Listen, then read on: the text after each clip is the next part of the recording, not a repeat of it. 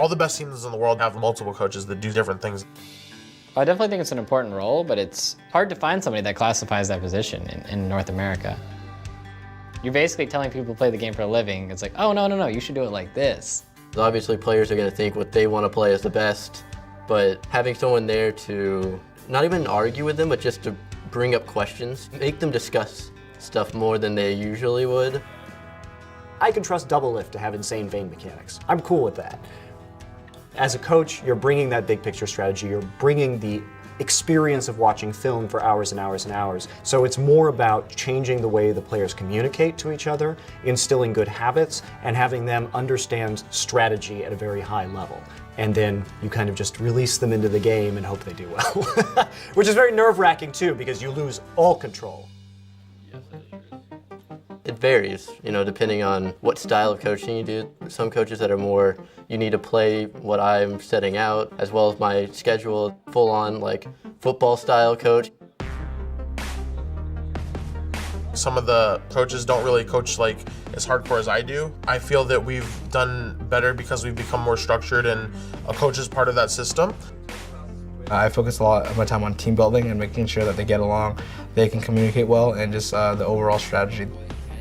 I'm like a second opinion. I'm gonna look over what they do, how they're doing it, and then I'm like, okay, is that good, that bad? I'm looking at film, so I have a much better grasp of what champions are coming up, what strategies are being used, just big picture tactics. That's what I bring to the team.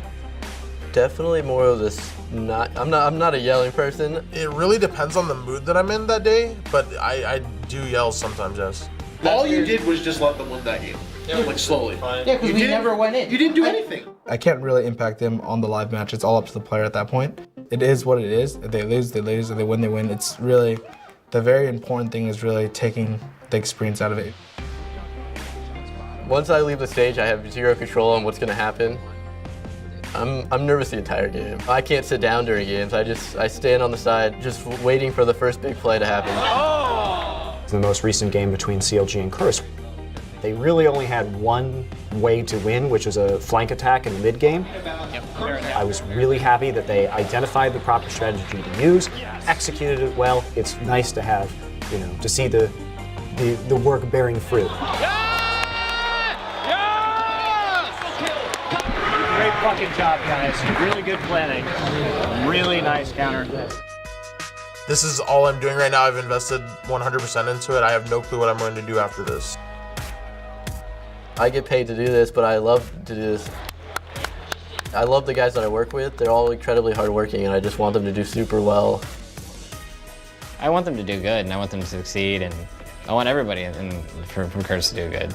Not only am I their coach, but I also talk to them on a personal level too, and I'm sort of a friend to them, so it's really good that we have that type of relationship. I am doing this because I love coaching. There's nothing that emotionally affects me in esports more than whether CLG wins or loses. I would be surprised if by the end of this year, all LCS teams don't have a coach.